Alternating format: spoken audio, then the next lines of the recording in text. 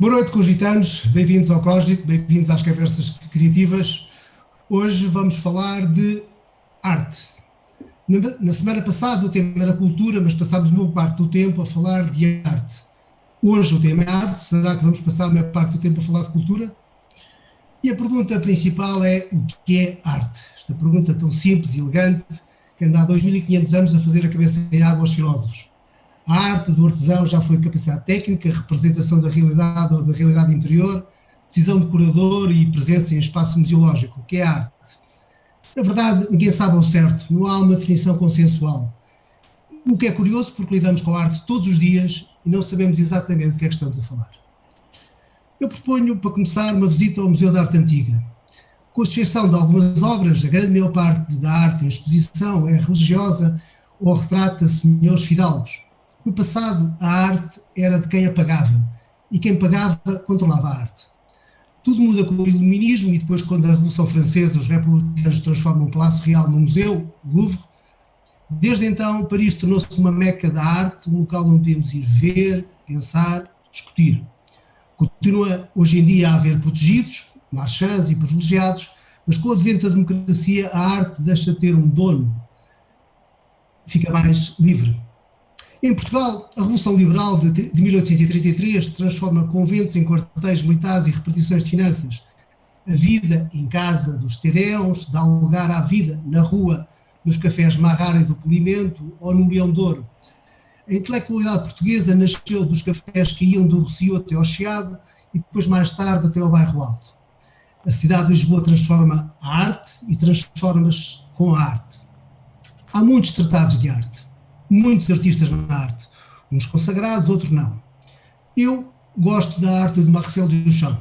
Em tempos de guerra, em 1917, mas numa cidade efervescente, Nova Iorque, Duchamp decide comprar um urinol industrial e inscrevê-lo numa exposição.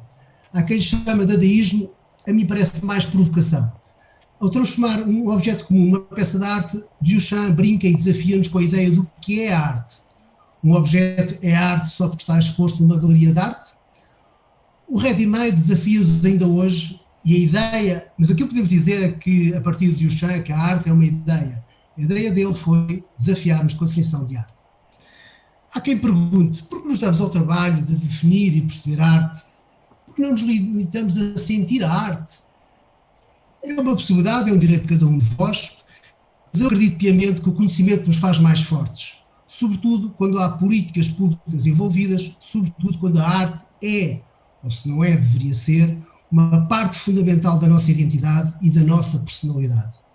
Vocês não se querem compreender? Para falar sobre arte e muito mais, para tentarmos perceber para que é que serve a arte, está hoje connosco o Vítor Balanciano, que já foi mais DJ do que é hoje, andou pelas ciências sociais, estamos a apresentá-lo como jornalista, mas ele prefere que o tratem como crítico. As suas crónicas culturais no Jornal Público e as suas intervenções nas redes sociais colocam-no também como um observador social. Vítor, obrigado por estares connosco, obrigado por teres vindo ao Cogito, obrigado por estares aí em cima do trapézio com uma tecnologia inventada. A questão é, o modelo que encontraste para estar connosco é a arte. O que é arte, Vítor? Para ti, o que é arte? Não é, evidentemente que isto é uma resposta defensiva, mas não é muito fácil, evidentemente, definir o que é a arte. Ou se a arte tem alguma utilidade, que era um bocadinho o ponto inicial da vossa provocação para esta conversa. Mas eu diria que depende muito dos ângulos, evidentemente, se olharmos para essa questão do ponto de vista político haverá uma perspectiva, do ponto de vista económico haverá outra, do ponto de vista espiritual haverá outra, mas eu, para tentar responder a essa questão, concentrar-me-ia nos dias de hoje, nomeadamente com aquilo que aconteceu há uns meses atrás, durante o confinamento, em que de repente, principalmente nos 2 ou 3 meses iniciais do confinamento, quando ele foi mais intenso, falou-se muito precisamente sobre os consumos culturais. De repente as pessoas estavam em casa e a forma que elas arranjaram de comunicar entre si foi muito através de música, de ver filmes, de filosofar até. Eu acho que nunca se filosofou tanto como nos últimos meses, o que me parece bastante, enfim, estimulante, trocar ideias, enfim, eu acho que de alguma forma aquilo que eu senti durante esse período foi que é como se a arte ou a cultura, grosso modo, nos situasse, nos ajudasse a ser. Ou seja, o que é que eu quero dizer com isto? Quer dizer que enquanto que há uma série de atividades, de práticas, técnicas, se nós quisermos, que nos ajudam a viver o nosso cotidiano, que nos ajudam no nosso dia-a-dia a situarmos de uma outra forma, de uma forma, se quisermos, prática, a arte, de repente, devolve-nos a nós próprios. É como se, de repente, descobríssemos na arte e na cultura uma razão para existir. Foi isso que eu senti durante esses meses. Foi precisamente que, de repente, as pessoas estavam a falar precisamente não falando, porque eu acho que a arte e a cultura têm essa coisa que é as pessoas passam o tempo a projetar-se nela sem refletirem sobre o que é precisamente a arte ou a cultura. E, na verdade, eu enquanto observador, como tu há pouco enunciavas, uma das coisas que eu mais gosto, por exemplo, ao falar de música popular, que é uma coisa que à flor da pele, intuitivamente as pessoas não atribuem grande importância, ou seja, dizem, pô, música pop, ok, eu cresci a ouvir música popular, mas quer dizer, mas não está evidentemente nas suas preocupações primordiais a música popular. E no entanto, se formos analisar, por exemplo, quando morre um músico popular, quando morre um músico que as marcou, que as acompanhou durante a vida, aquilo é profundamente marcante. E temos as pessoas a falar de uma forma extremamente emocional, não necessariamente sobre esse músico, mas sobre elas próprias. Ou seja, projetando-se na música, na obra daquele músico.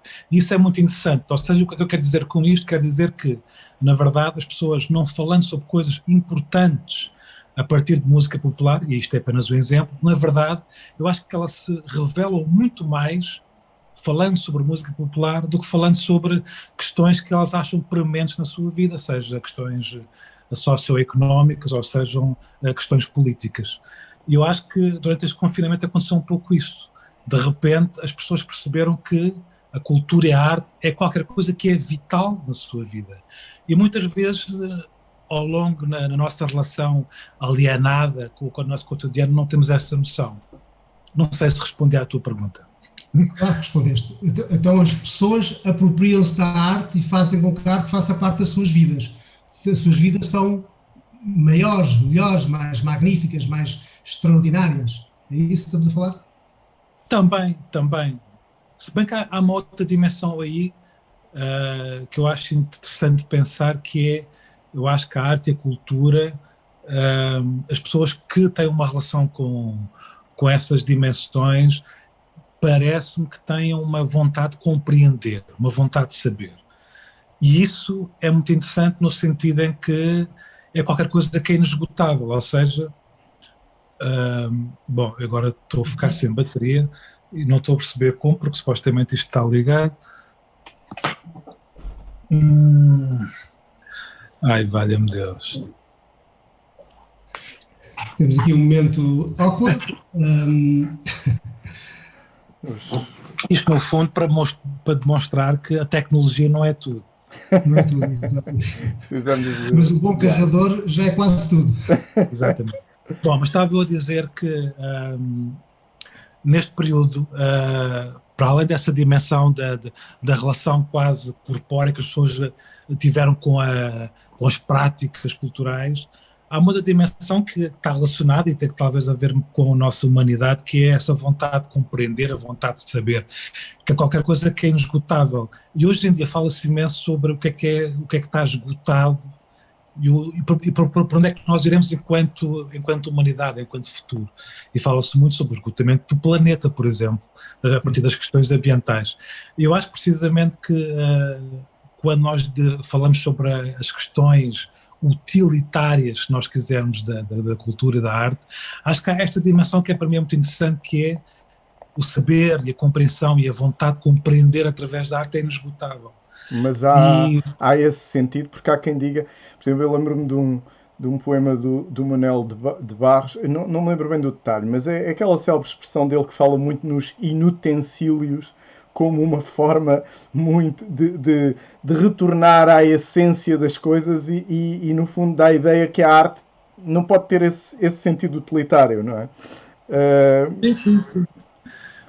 E mais uma vez, voltando à tua questão para o nosso contexto atual, em que se fala muito precisamente sobre essa quase dinâmica oposta entre o homem da produção e o homem do consumo. É como se de repente, nestes meses da pandemia, houvesse um olhar muito concentrado na ideia de que nós temos que produzir, por causa da economia, evidentemente, exatamente. E também temos que consumir, claro. E ao mesmo tempo há um discurso que é quase o oposto a esse, que é pessoas que dizem, não, pelo contrário, este é um momento para pensar, para refletir, para desfrutar, e é quase essas duas dinâmicas que se opõem, mas no fundo será que se opõem, enfim, isso é toda uma outra questão, que de repente nós nos estamos a questionar, e é como se de repente este no fundo a humanidade tem problemas graves, como já referiste, acabaste com a parte do ambiente e isso tudo, mas se pensarmos nesse ponto de vista, a arte não serve para resolver nada disso, mas no entanto, se calhar até serve, não é? Porque as pessoas precisam de se alimentar de outro tipo de estímulos, sim, para poderem também encarar as coisas e resolver determinado tipo de situações. Sim. E precisam essencialmente aquilo que eu dizia inicialmente, que é sentirem-se vivas. Ou seja, a poesia, por exemplo, a poesia evidentemente que não contribui em nada para o nosso PIB, mas a poesia faz-nos sentir vivos, e isso é profundamente essencial. Claro que nem todas as pessoas evidentemente se relacionarão com a poesia da mesma forma, mas isso é toda uma outra questão que tem a ver com a forma como nós nos relacionamos com as coisas, se temos ou não ferramentas que nos permitam descodificar, por exemplo, objetos artísticos, mas, no fim de contas, há bocado o Rui dizia uma coisa que no qual eu me revejo, não dizia para estas palavras, mas é um bocadinho esta ideia de emoção, ou seja, que independentemente de, por exemplo, na arte contemporânea, haver ou não processos que nos permitam descodificar alguns objetos na arte contemporânea, há sempre a possibilidade de nós nos maravilharmos, mesmo quando não temos essas ferramentas para descodificar aquilo, através da beleza, do maravilhamento, porque aquilo nos sabes, Vitor, como é que tu sabes, estás perante uma obra de arte por excelência? Certo. Como é que sabes? Lá está. Eu acho que há diferentes níveis de apropriação, se tu quiseres, de uma obra de arte. Tu já falaste, por exemplo, do caso do Deschamps.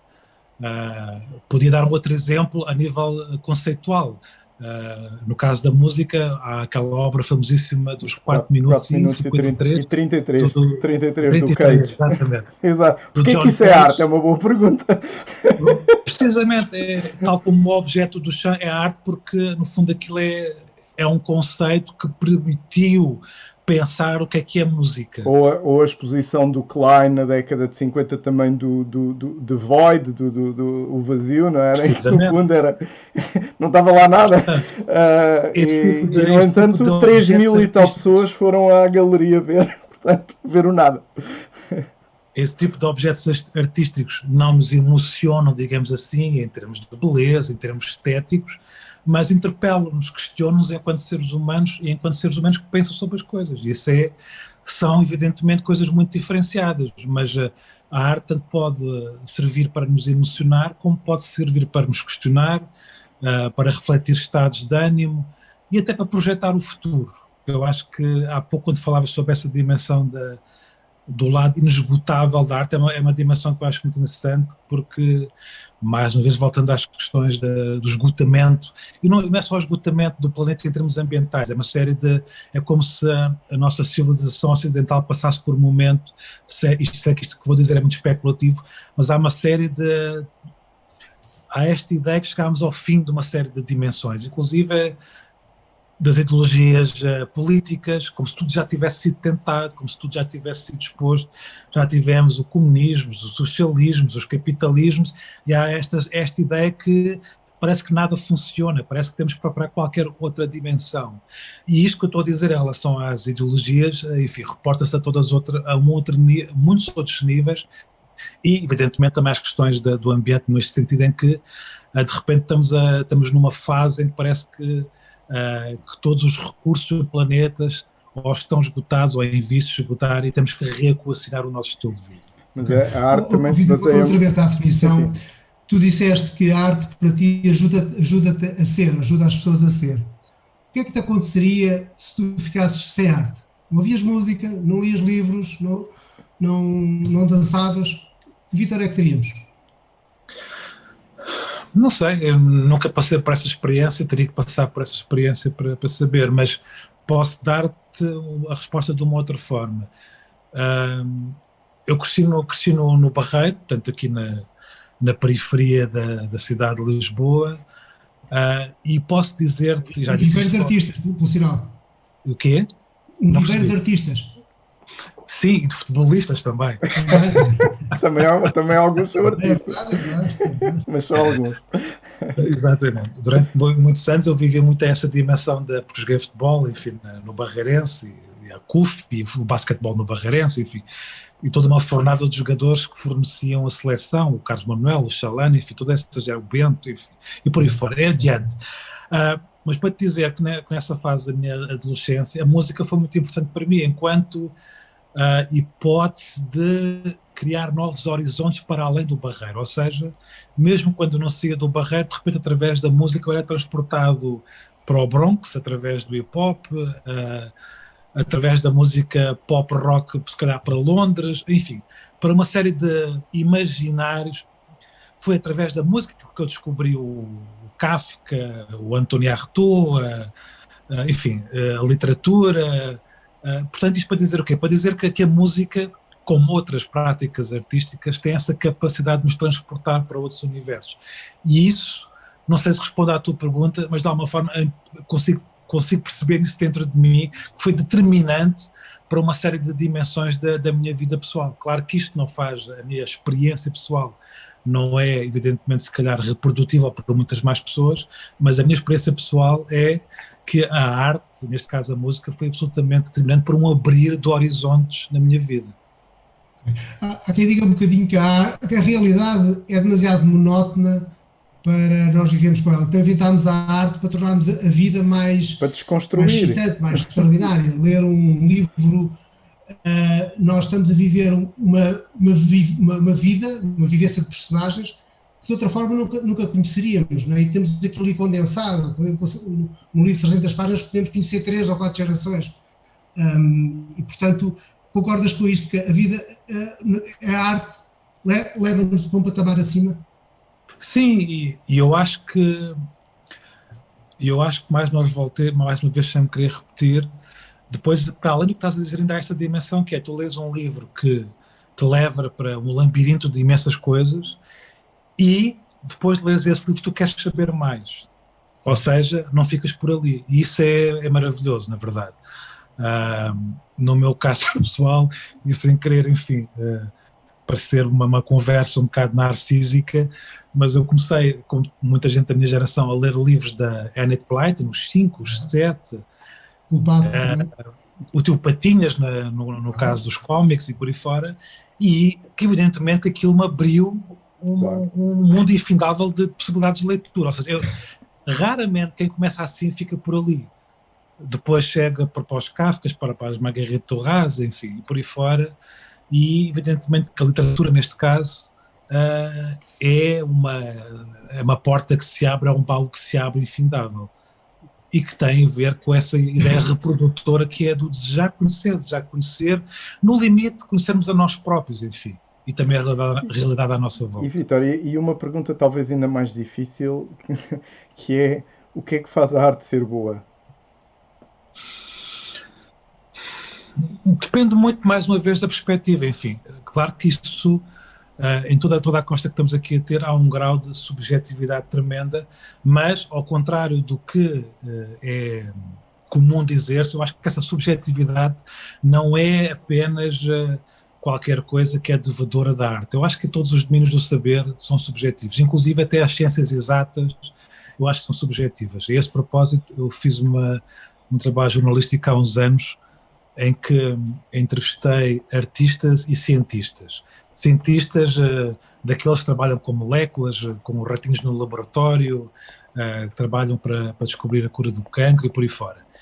E uma das coisas que cheguei à conclusão é que todos eles se divertem imenso no processo artístico, no processo criativo. Sejam cientistas ou sejam artistas. Onde é que eu quero chegar? Quero chegar que muitas vezes tu partes para um trabalho, e inclusive isso acontece noutras atividades, inclusive eu enquanto jornalista também me acontece, que é, tu partes para o terreno com uma hipótese, mas tu não sabes qual é a conclusão que tu vais chegar. E é o processo que na verdade é desafiante e muitas vezes é isso que estimula as pessoas. Aliás, na ciência há uma quantidade enorme de descobertas com aquele palavrão em inglês, que também existe em português, que é serendipidade, em que na verdade são coisas que acontecem que não são acasos, porque na verdade eles andavam lá a esgravatar, mas não era bem aquilo que eles queriam fazer, não é? E no entanto, às vezes aconteceram grandes descobertas por causa disso. A arte, se calhar, também é do género. Começa-se a fazer uma coisa com uma intenção, ou um esboço de intenção, e no fim não sai nada disso, não é? É precisamente isso, é aquilo que nós chama-se isso na arte, agarrar o acaso, dar-lhe um sentido. Às vezes até mais do que acaso é um erro, ou seja, é a partir do erro qualquer coisa que não estava previsto e que foi por um caminho imprevisto, de repente dar-lhe um sentido e aquilo ser afinal a grande descoberta. Mas voltando à história dos cientistas, há uma dimensão interessante que é, alguns deles falavam de uma coisa engraçada que é, claro que o espaço de legitimação no espaço público é muito mais fácil para um cientista do que para um artista, eu acho.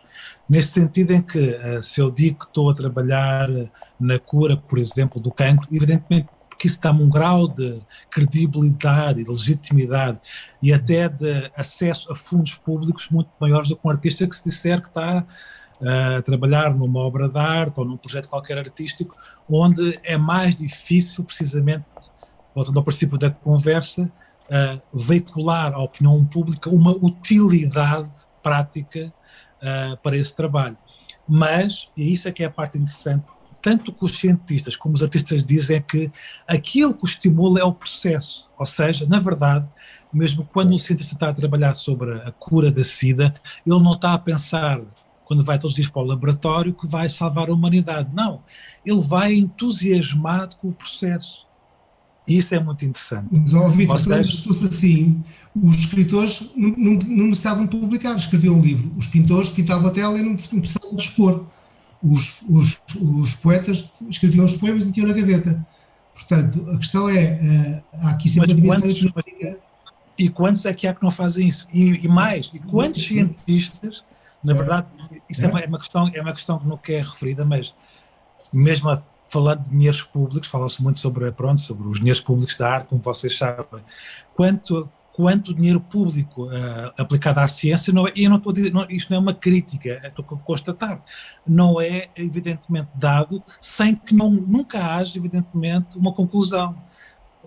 Ou seja, muitas vezes há cientistas que passam a sua vida à procura de qualquer coisa, atrás de qualquer coisa e nunca alcançam. Claro que depois podemos dizer, e é verdade, que o saber científico é reprodutível, ou seja, é transmissível neste sentido. Portanto, nunca se perde nesse sentido. Mas, possivelmente, grande parte dos artistas vivos, ativos, nunca chegaram ao fim da sua vida com uma grande descoberta. Sim. Passarão o seu tempo a trabalhar no processo. E nunca devolverão ao coletivo, à sociedade, qualquer coisa de palpável. Mas nós não pensamos sobre isso. Enquanto que na arte, sim, na arte estamos sempre à procura de, como se a arte tivesse que fazer um sentido quase económico para a nossa existência. Estamos sempre a ser devolvido isso. Aliás, por isso é que politicamente as questões artísticas são muito complicadas, porque evidentemente fala-se sempre dos subsídios, não é? Eles são subsídio-dependentes. Portanto, nunca se fala na lógica do investimento, na lógica de se estar a investir em qualquer coisa, é sempre na lógica da despesa. Um pintor que nunca mostra um quadro, um escritor que nunca publique, são artistas? Não, mas eu não estou a dizer isso, eu estou a dizer que, no caso dos processos da ciência e da arte, aquilo que estimula quer cientistas, quer artistas, precisamente o processo. É o caminho.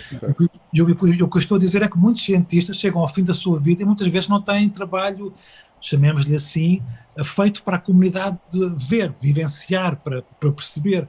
Não estou a dizer que durante o processo não haja, evidentemente que há trocas no sentido de trocas científicas, portanto há troca de saber científico e isso é sempre uma mais-valia para a sociedade. Mas quantos cientistas é que chegam ao fim da sua vida sem nada, passa a expressão, sem nenhuma obra de arte nas mãos, sem nada que se veja? A grande maior parte. Mas, Vítor, a pergunta do João há bocado estava a ver com aquela coisa que é nem tudo é arte. Portanto, o que é arte? Volta à mesma questão. E há histórias passadas, tu conheces, do Pierre Brassal, do Peter Macaco, na Suécia, que foi confundido com um autor. Tirar fotografias é interessante a primeira vez, é uma ideia gira, mas depois a segunda vez já não tem piada nenhuma. Ou a pedra que foi vendida pelo Art Museum de Los Angeles. Ou seja, tu vês aqui alguma linha que se possa traçar ou achas que isso é impossível de se fazer? Então o que é que decide as linhas?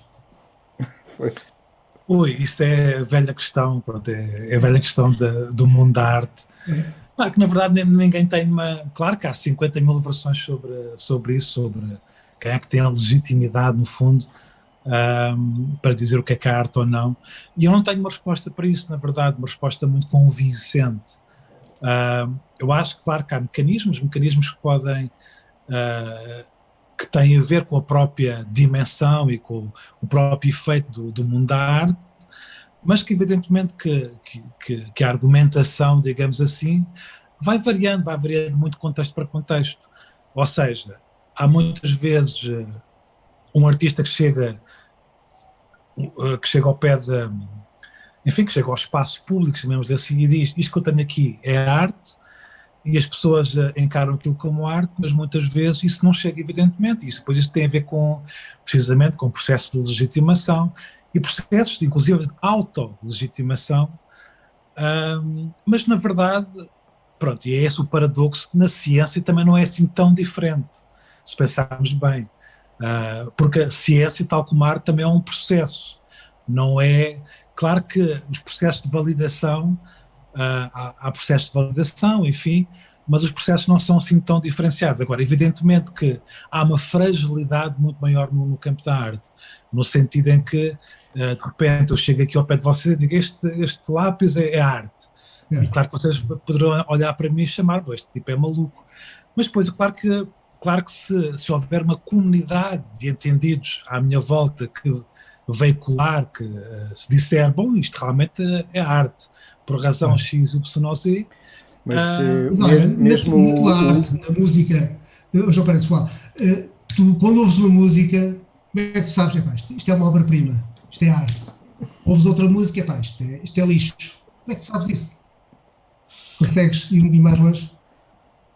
Claro que sim, claro que há um lado sempre de grande subjetividade nisso, mas por outro lado também há um acumular de saber, digamos assim, que advém precisamente de estudar, de ouvir, de tentar perceber todas essas lógicas de validação inclusive, e no final tentarmos despir-me de tudo isso. Ou seja, muitas vezes há um lado intuitivo, no sentido empírico, de relação com esse objeto, mas claro, também há um lado de relacionamento intelectual, no sentido do saber acumulado, precisamente. Eu acho que essas dimensões tocam-se, mas eu acho que isso é verdade também para a ciência dita exata. Na verdade, não acho que seja muito diferente, ao contrário do que a maior parte das pessoas pensa. E essa por fronteira... exemplo, hoje em dia, aliás, estamos a assistir a um momento muito estimulante desse ponto de vista, estimulante, infelizmente, enfim,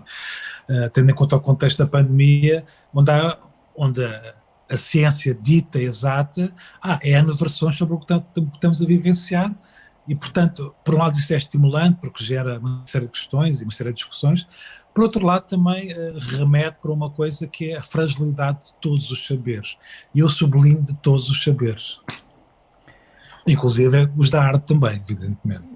O que eu ia perguntar era se, apesar de tudo, por exemplo, um crítico, obviamente, um crítico tem também o seu gosto e a parte subjetiva, mas também deve haver alguma objetividade, ou não? Porque, por exemplo, se eu ouvisse aquela música, ouvisse, é um eufemismo, do John Cage, dos 4 minutos e 33 segundos, e nunca tivesse ouvido mais nada dele, ou não conhecesse nada, ou não o conhecesse, não soubesse a obra, aquilo não era arte coisa nenhuma, não é? Portanto, só é arte porque está inserida num contexto, numa intenção, portanto, há alguns Sim, critérios que devem, apesar de tudo, pautar a avaliação, não é?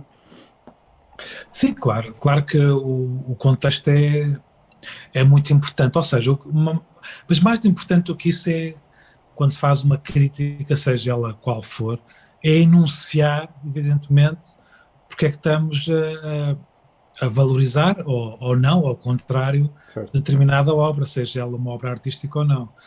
Ou seja, na própria avaliação crítica, isso tem que estar nomeado de alguma forma. Uma fundamentação. Agora, claro. concordo contigo, evidentemente que é preciso muitas vezes saber esse contexto. Evidentemente, se de repente eu der a ouvir o John Cage à minha filha de 5 anos, claro que ela não vai perceber qual é a piada daquilo. Então vai-me dar outras pistas sobre aquilo, não sei.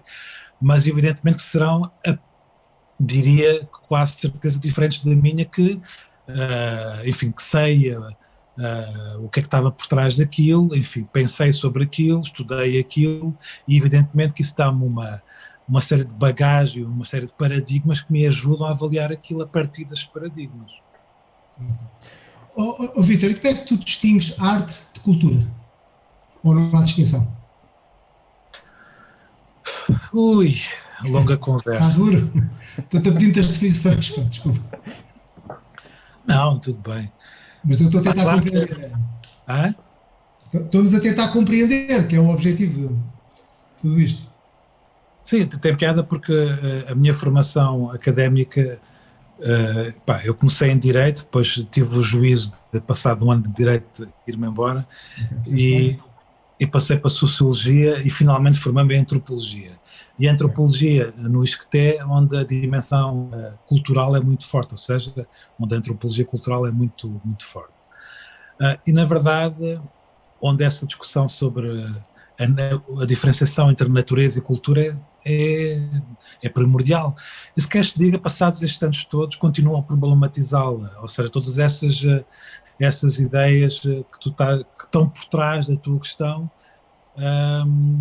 mais do que tentar lidar com elas de uma forma perentória, me fazem pensar. E é esse realmente o alimento, o suporte que me faz estar por dentro delas, mas ao mesmo tempo não ter a veleidade de lhes atribuir um sentido muito, muito definitivo, se tu quiseres. Okay. Portanto, são hipóteses abertas. Tu ao bocado falaste que a arte tem muito a ver com a intuição e com a sabedoria. O quê? Com o saber. A intuição é o conhecimento que existe em ti, mas está no inconsciente. E, portanto, e o saber é o conhecimento. Portanto, tudo isto resumido é o conhecimento inconsciente e consciente da nossa mente. A questão é, tu quando encontras alguém e falas com ela durante 1 minuto, 2 minutos, tu percebes logo que esta pessoa é culta ou não é culta. Como é que sabes isso? Todos nós fazemos isso. Eu não percebi. Se estou com uma pessoa 2 minutos e sei logo se ela é culta ou não, foi isso que tu disseste? Exato. Sim. Tu estás a afirmar ou estás-me a perguntar? Não sei. Estou-te a desafiar. Não, eu acho que passado 2 minutos nem sempre posso tirar com esse tipo de conclusão, não sei. Já fui muitas vezes surpreendido, inclusive na minha atividade profissional, e muitas vezes, devo-te confessar, não é assim tão líquido o que dizes, não, de alguma forma. Porque, na verdade, eu acho que esse tipo de abordagem pode ter imensas dimensões. Eu costumo contar imensas histórias sobre isso, na verdade, que tem a ver com a minha atividade profissional. Não sei se faz sentido estar aqui a contá-las publicamente, mas, ou seja, claro que na minha atividade profissional enquanto jornalista e crítico, muitas vezes já fui a ter com pessoas, no sentido de tentar conhecer, de entrevistar, de perceber o seu trabalho, e ir com uma série de a priori e ser surpreendido. Isso ser surpreendido passado 2 minutos. E quando digo ser surpreendido, muitas vezes é surpreendido bem, e outras vezes também por razões, enfim, por equívocos meus, de ir com uma ideia e de repente ser surpreendido negativamente. Mas muitas vezes sou surpreendido positivamente. Isso, curiosamente, na minha atividade de jornalista e de crítico, acontece imenso no início do percurso. É muito interessante se falarmos com pessoas que estão no seu início de percurso, se for uma coisa que elas levam mesmo a sério, que é, porque muitas vezes precisamente são lançadas para trabalhos onde a priori não estariam muito à vontade, porque é mais fácil a determinada altura tu escolheres, no caso dos objetos artísticos, escolher as coisas com que tu tens ali uma ligação qualquer, seja intelectual, seja emocional, enfim, já havia ali um ponto de ligação qualquer. No princípio do teu percurso, tu vais para onde te mandam. E, portanto, muitas vezes acontecem de surpresas. Sei lá, o que vou dizer no caso da música não é nada de novo, porque já falei disso várias vezes. Eu recordo perfeitamente, na altura quando comecei a escrever sobre música popular, de entrevistar a Sara Tavares, por exemplo, e de ir assim, pronto, um bocado contrariado, assim, epá, o que é que a Sara Tavares tem para me dizer, e de repente, como nós costumamos dizer na nossa atividade, levaram um grande estaladão, porque de repente percebi que a Sara Tavares tinha imensas coisas para dizer sobre si e sobre a sua atividade, e independentemente de eu poder resistir muitas vezes ao ato criativo que ela tinha para propor, mas de repente proporcionou-me olhar não só para ela enquanto pessoa, mas também enquanto artista, para o seu trabalho de uma outra forma. E isso é muito revitalizante, essa surpresa que acontece imensas vezes. Aqui a pergunta era tentar perceber como é que a arte pode ajudar ao desenvolvimento educacional das pessoas. Portanto, como é que a arte devia estar no centro do sistema de ensino, por exemplo. Para isso temos que perceber porquê, qual é que é o impacto. Não é? E que nós observamos isso das pessoas que têm mais cultura e vendo aquelas que não têm tanta cultura, ou pelo menos uma cultura mais de arte. Questão difícil. Questão difícil porque tem muitos ângulos de abordagem possíveis. Eu, na verdade, como eu disse há bocado, podia responder essa questão de uma forma muito intelectualizada, mas vou tentar fazer exatamente o contrário, que é responder a partir de mim. E eu costumo dizer, passo o exagero, evidentemente, que a arte e a cultura me salvaram de vida. Neste sentido é que, precisamente, há pouco, quando falava do Barreiro, e vem de um contexto familiar, pronto, onde a cultura não era, de maneira nenhuma, qualquer coisa muito praticada, ou difundida, ou estimulada, e precisamente eu acho que numa fase inicial do princípio da adolescência, a música foi um motivo de descoberta de todo o universo de estímulos. Foi a música que me levou à literatura, que me levou à antropologia, por exemplo, que depois vinha a praticar anos mais tarde. Enfim, no fundo, através da música eu descobri toda uma possibilidade de universos que não estavam lá a priori, e nesse sentido foi um abrir de horizontes tremendo, sem ter necessidade, se calhar, um abrir de horizontes muito mais vasto do que, pronto, claro, depois fui para a faculdade, enfim, e claro que o ensino é importante, não estou a dizer para as pessoas deixarem de estudar, mas há um caminho paralelo, descoberta individual, que eu fiz através da música, depois dos livros, da literatura, que foi tão ou mais importante, e de tal forma que nunca mais deixei esse universo no meu percurso profissional, ou seja, nunca deixei de perceber que aquilo era uma hipótese de me interrogar a mim e ao mundo à minha volta, e eu acho que esse é que é o grande estímulo. Na verdade, não sei se tu respondi à tua questão, provavelmente não. Temos aqui algumas questões aqui nas redes sociais, ou pelo menos comentários, e que há aqui o Fernando Forte levanta aqui um tema sobre o facto de muitos artistas não serem reconhecidos em vida e só muito tempo depois é que o são, e aqui juntava eu algum comentário meu que Eu vejo algumas razões para isso naqueles casos em que estão na vanguarda de qualquer coisa e, portanto, inovaram e a linguagem não é bem compreendida na altura, mas dá-me ideia que é mais do que isso, não é? Ou seja, dá-me ideia que há aqui também fatores que às vezes tornam alguns artistas reconhecidos cedo e outros tarde, outros nunca, outros se calhar mereciam, outros não mereciam. Há aqui uma equação bastante complexa, não é? Sim, que tem a ver, no fundo, com processos de legitimação e que não são exclusivos da arte. Olha, na ciência, por exemplo, também, quando falamos tantas vezes de descobertas X, Y, Z, que só tardiamente, já depois dos inventores terem morrido, é que vieram a ser análises por tal descoberta. Enfim, e na arte também acontece, e na cultura também acontece isso. Tem a ver com processos de legitimação que, evidentemente, e ao longo da nossa conversa, às vezes subrepticiamente temos falado sobre isso, que vão se transformando com o tempo, evidentemente. Se bem que eu acho que, apesar de tudo, na atualidade, se transformaram de uma forma bastante profunda, precisamente pela possibilidade que a tecnologia abriu de expressão das pessoas, evidentemente, se poderem expressar. Claro que isso não transforma alguém num artista, porque precisamente há todo um processo de credibilização, de legitimação, enfim, como em todas as áreas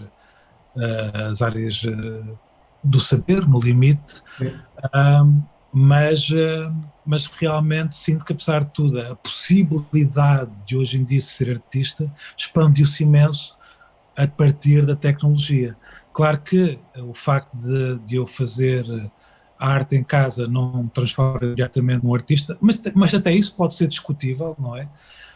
Se a arte não pode ser uma prática artesã sem ser profissional, neste sentido, ou amadora, se nós quisermos, e eu acho que pode, evidentemente, mas eu acho que sim, eu acho que apesar de tudo, que estávamos muito mais dependentes há 10, 20 anos atrás de processo de legitimação do que hoje em dia. Hoje em dia, apesar de tudo, pronto, através da internet, por exemplo, qualquer pessoa pode criar qualquer coisa e pô-la na internet. Isso não transforma alguém diretamente num artista, mas há essa possibilidade muito mais latente do que havia há 10 ou 20 ou 30 anos atrás, onde, apesar de todos os processos, eram muito mais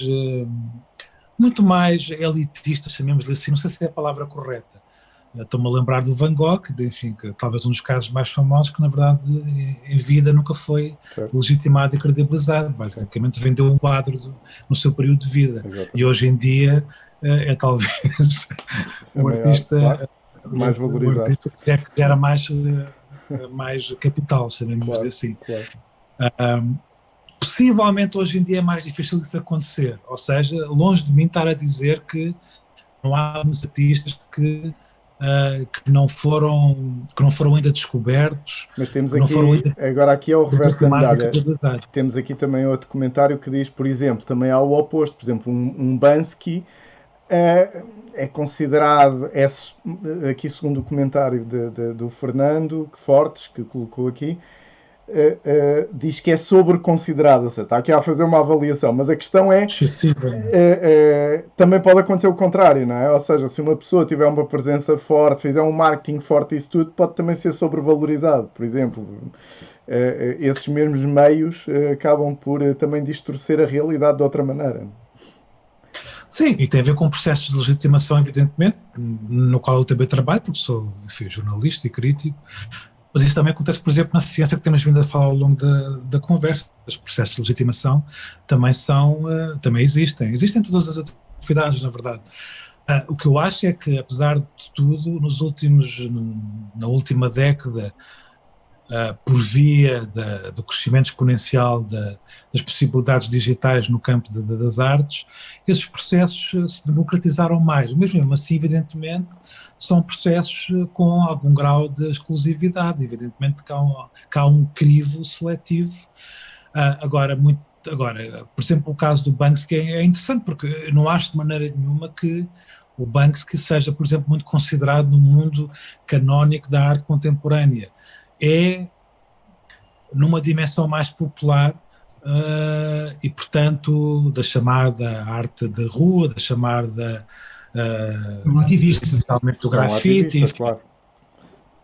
Mas precisamente, e tem uma dimensão de popular extremamente valiosa e claro que deve ser valorizada, mas possivelmente não se vê muitas obras do Banksy nos MoMAs da vida, para não falar no nosso... Mas no nosso ele próprio se Museu calhar não deixaria, porque no fundo a sua parte de ativismo é um bocadinho a desconstrução de todas essas coisas. Não, porque independentemente de ser o Banksy ou não, é chamada arte urbana, ainda há aí uma espécie de gap, uma fronteira que não foi totalmente ultrapassada. Quer dizer, já foi até certo ponto, mas na verdade ainda há uma série de resistências da chamada arte canónica em acolhê-la completamente enquanto um campo de arte totalmente legitimado, digamos assim. E Vítor, Rui, eu não sei, eu queria saltar aqui um bocadinho para coisas mais polémicas de futuro e isso tudo, não sei se ainda força. Mas ligando aqui a esta parte canónica, porque esta é totalmente não canónica, se a arte, como o Vítor já referiu, está muito ligada também às emoções e a essa dimensão de interpretação, digamos, dessa parte emocional, se nós tivermos no futuro algoritmos capazes de interpretar emoções humanas, como na verdade não é no futuro, é até já hoje, não é? Ou seja, saber interpretar se as pessoas estão contentes, estão tristes, estão emocionadas, estão suscetíveis a determinado tipo de estímulos, é uma coisa que, por exemplo, as redes sociais já fazem abundantemente, quase como conseguem interpretar esse estado de espírito, não é? Será que não vão também conseguir produzir arte? E será que isso é arte? Começando logo por aí, robôs, por exemplo, ou algoritmos a produzirem arte, e podemos pensar em pintura, mas talvez o mais imediato até seja a música, não é? Porque no fundo a música são 7 notas, é matematizável, quer como entrada, quer como saída, não é? Outras formas de arte são mais difíceis porque podemos ter uma entrada que é matematizável, mas a saída não ser, ou vice-versa. Mas a música é mais direta. Portanto, será que poderemos ter excelentes peças musicais feitas por máquinas? Eu acho que sim, eu acho que já existe toda uma lógica que remete para o que tu estás a dizer. Agora, eu acho é que vai continuar a haver, vai persistir uma lógica também de várias lógicas, algumas de resistência precisamente a estes processos e outras mais do que resistência de reação, que é precisamente o regresso, enfim, à pele, ao humano, ao erro, à falha, ao imprevisto. E acho que essas lógicas vão coabitar, como já acontece, apesar da lógica que tu estás a definir ainda não ser hegemónica, longe disso, nem ser, eu acho que ainda é minoritária, chamemos de assim. Sim. Mas eu acho que no futuro próximo a tendência poderá ser essa, se bem que, pronto, isto é o meu lado otimista a falar, não é que eu não tenha nada contra esse tipo de lógica, mas acho que vai haver uma coabitação de diversas lógicas e acho que isso já está a acontecer, mas no futuro vai haver talvez até muito mais consciência de lógicas de resistência, chamemos assim. E tem-se visto isto, por exemplo, agora durante a pandemia, não no campo da arte, mas enfim, quando se fala muito da tecnologia, como é que nós devemos viver este período, por exemplo, as aulas, se as aulas devem ser de proximidade e físicas, ou se devem ser através do Zoom e por aí fora. Portanto, essa discussão é uma discussão latente em diversos universos e acho que vai continuar, e na verdade acho que não vai haver uma resposta única. Acho que vão coexistir diversas possibilidades e acho que isso é estimulante. Mas se eu, por exemplo, tiver um robô que faz uma peça musical, o artista... Mas sim, no sentido de construir toda uma panóplia, criar uma coerência, criar um contexto, criar isso tudo, os casos são limitados, não é? Ou seja, mas se criarmos um género de contexto semelhante àquilo que é o artista é o robô ou é quem produziu o robô? Onde é que está o artista? Onde é que está a parte... No caso do Leonel Moura, que tem uns robôs que fazem as telas, pintam por ele. Quem é o artista, Sim, exatamente. é uma boa questão. Na verdade, não sei se consigo respondê-la de uma forma muito exata. Um, mas no limite, se calhar, no caso que tu estás a enunciar, há uma intenção, e uma intenção que é uma intenção artística Certo. e que ainda advém de um foco humano, neste caso de uma intenção qualquer artística definida por alguém, enfim. Mas sim, eu acho que são questões que começam não, que já se põe na última década e que vão intensificar-se, e não é só evidentemente com a arte. Eu acho que tem a ver inclusive até com a nossa vida cotidiana, basicamente, com o ato de estar em casa, inclusive. Certo. Mas o que me parece isto talvez é a minha resposta lapidar, é que todos esses processos vão ser intensificados nos próximos tempos, mas vai continuar a haver fenómenos de resistência e até de contra-reação, ou seja, vai haver fenómenos que vão coexistir no tempo e nos próximos tempos. Não estou a ver que haja uma espécie de tendência hegemónica no campo da arte, por exemplo, onde o gesto humano seja totalmente desvanecido, não me parece. Temos aqui online a Rita Sousa a insistir sistematicamente que a arte é um produto humano, quase como última barreira a que os não humanos entrarão. Mas, Vítor, mudando um bocadinho de tema, o que é que nos podes dizer sobre os hábitos culturais dos portugueses? Há duas ideias que circulam, que é a primeira, os portugueses gostam muito de música, e a segunda é que os portugueses compram livros a metro, ou seja, muitos livros que se compram não são lidos, são só para enfeitar. O que é que pensa sobre este assunto?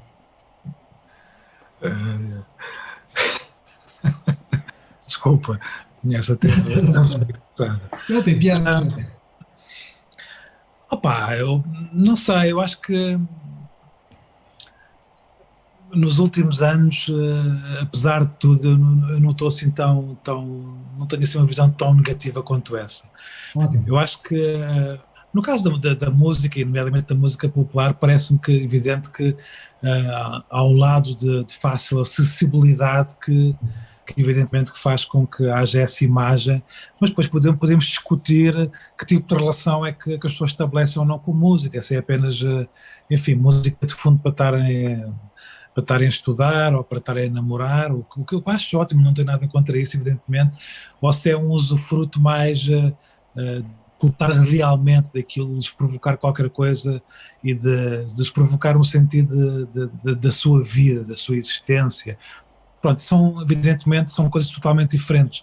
Uma espécie de consumo quase epidérmico em que aquilo não as afeta, e um consumo em que, ligado a questões da sua existência, em que as interpela, que as questiona e que as faz comunicar de formas diferentes, enfim. Há toda uma gradação do que é consumir determinado objeto artístico que evidentemente podíamos questionar. Por outro lado, sinto que sim, que os portugueses, comparativamente, pelo menos é o que os estudos tendem a dizer, que a cultura ainda não é evidentemente qualquer coisa que faça dos hábitos culturais, não é qualquer coisa que esteja muito difundido em algumas camadas da população. E é por questões financeiras ou por questões educacionais? Ou as duas? Mas também podemos pôr em causa, evidentemente, o que é que são hábitos culturais, enfim. Hábitos culturais é comprar discos ou livros, é jogar à malha, enfim, isso vamos para toda uma outra discussão. Mas eu acho que apesar de tudo as coisas já tiveram bastante mais sombrias. Eu acho que apesar de tudo os consumos culturais hoje em dia, eu sinto que há uma apetência, apesar de muitas vezes não existir uma visão, não haver um discurso mais crítico sobre os consumos culturais. Acho que se misturam imensas coisas que não são misturáveis, mas eu acho que sim, acho que faz parte da vida das pessoas hoje em dia. Agora, claro que outra questão é como é que as pessoas consomem cultura, no sentido de se consomem, como há pouco eu dizia, de uma forma convicta, se aquilo faz parte dos processos de interrogação da sua própria existência, ou se é qualquer coisa que, pronto, que é vivido de uma forma mais epidérmica, o que para mim também é válido, evidentemente não estou a questionar isso, mas que é de uma forma quase uma espécie de acompanhamento, onde as pessoas não atribuem grande importância àquilo que estão a experimentar culturalmente, digamos assim. Não sei se respondi à tua questão. Muito bem. João, tens aí mais perguntas do público? Depois... Estava aqui, o Mário David diz que a arte para ele satisfaz duas coisas essenciais, o estímulo e o prazer, tal como a ciência serve também primeiramente para satisfazer a curiosidade humana, tudo o resto vem como acrescento ao acessório, portanto o essencial são estas dimensões. Depois, o Fernando fala aqui na questão da televisão portuguesa, que é a única que mostra programas, principalmente RTP2, não é? Que mostra não, que mostra espetáculos artísticos com um contexto mais, pelo menos, eventualmente mais elitista e menos popular, com uma parte mais pedagógica, não é? Isso tem mesmo que ser assim, ou seja, esta dimensão da arte exclusiva de certos nichos, não há hipótese de se conseguir que essas coisas se tornem um bocadinho mais mainstream, para poderem estar noutros canais, que não apenas canais muito... Epá, isto parece uma resposta muito elitista, mas eu não sou grande consumidor de televisão e de rádio também não, curiosamente. Claro que vejo, mas não sou assim um grande consumidor quer de rádio, quer de televisão, curiosamente. Não sei, não tenho assim uma resposta muito definitiva sobre isso, mas eu não acho de maneira nenhuma, pela minha experiência, que aquilo que é difundido, pelo aquilo que vou percebendo, quer na rádio, na televisão ou nos jornais, porque não, tenha esse grau de elitismo. O que me parece é que, no caso do campo cultural, nos últimos 10, 20 anos, houve um estilhaçar de expressões, de formas de consumir as coisas da cultura e da arte muito diferenciado. Isso, evidentemente, faz com que haja diferentes prismas, diferentes camadas de vivenciar, de experienciar tudo o que tu vais mencionar, o que é arte, o que é cultura. Há bocado falava na brincadeira das touradas. Por exemplo, as touradas está no campo da arte e da cultura, segundo a RTP, pronto. Enfim, é todo um espectro de discussão vasto, mas eu sinto que no caso da televisão pública portuguesa, que apesar de tudo há um esforço para tentar que haja programas onde haja uma espécie de reflexo sobre o campo das artes em Portugal, o campo da cultura, enfim, não sei muito bem responder, confesso. Eu vejo pouca televisão e não é por nada, não é por ter nenhuma visão elitista. Às vezes até tenho, ligo-a, mas é apenas para fazer companhia, como aos velhotes. Vítor, estamos quase a chegar ao fim do nosso programa. Queria agora fazer-te um conjunto de perguntas para respostas rápidas. Em primeiro lugar, tu como consumidor de arte, o que é que significa para ti o teatro, a música, o cinema? Onde é que vais buscar o quê? De uma forma sintética. Eu, acima de tudo, tento ir procurar objetos artísticos que eu sinta que me podem interpelar enquanto pessoa que também pensa sobre cultura e sobre arte, evidentemente, mas acima de tudo que sinta que esses objetos me podem acrescentar qualquer coisa. Claro que, passado tantos anos de consumo cultural, isso nem sempre acontece. Mas acima de tudo faz-me ter experiências, faz-me refletir, faz-me criar laços com outras pessoas, faz-me existir, e é isso que eu mais privilegio no campo das artes e da cultura. Claro que não posso dissociar isso da minha vida profissional, porque está muito conectada com essas dimensões, mas independentemente disso, se não houvesse essa, chamemos assim, paixão da minha parte, dificilmente me conseguiria relacionar com esses campos. Acho que continuo a ter paixão, vontade de conhecer mais coisas, e é isso que me continua a motivar. Já saíste também de algum espetáculo em protesto? Ui, tantas vezes. E acho até salutar. Claro que acho salutar nesta dimensão quase emotiva porque há diferentes vertentes nossas enquanto espectadores de coisas da arte e da cultura, como de outras dimensões da nossa vida, evidentemente. Muitas vezes estamos, por exemplo, evidentemente, se calhar se for enquanto crítico, não vou sair a meio, eventualmente, acho que isso nunca me aconteceu, porque tento estar até ao fim, tento ter, enfim, o maior naipe possível de instrumentos para me criar um olhar minimamente crítico sobre o que estou a vivenciar. Mas enquanto espectador sou extremamente emocional e já saí a meio, já quase ao princípio, já me arrependi de sair, enfim, já me aconteceu tudo e mais alguma coisa. E acho isso muito saudável até. Olha, dá aí o nome de um livro que te tenha marcado. De certeza que há vários, mas diz um pelo menos. E tantos. Lolita, do Nabokov, na minha adolescência, fez-me olhar para... Antes do filme ou depois do filme? Antes do filme, sim. Aliás, acho que nunca vi o filme. Uma vez comecei a ver no segundo canal, ou coisa que vai há uns anos, mas depois aquilo... Acho que estava a sentir que aquilo estava-me a desfazer as fantasias. Essa expressão, que não tem nada a ver com fantasias sexuais, tem a ver com fantasias de... Fantasias também pode ser, atendendo ao livro. Pois eu percebi, por isso é que eu estou a tentar desfazer o arquivo.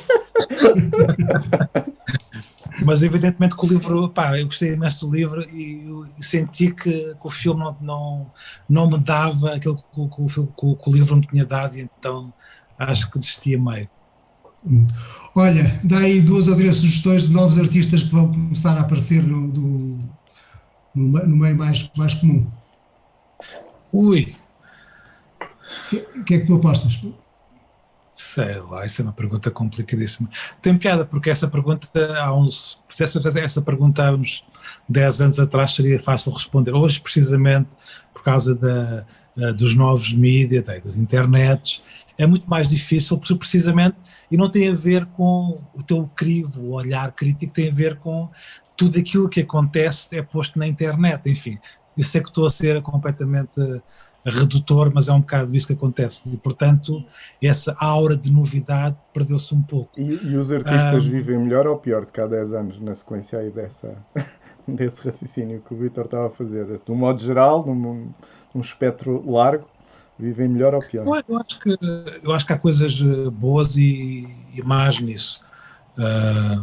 Eu acho que esse acesso democrático ao ato artístico é extremamente estimulante, que traz novas questões, evidentemente do ponto de vista do crivo, do selecionar, do que é válido ou não, enfim, quais é que são os critérios que validam determinada obra, digamos assim.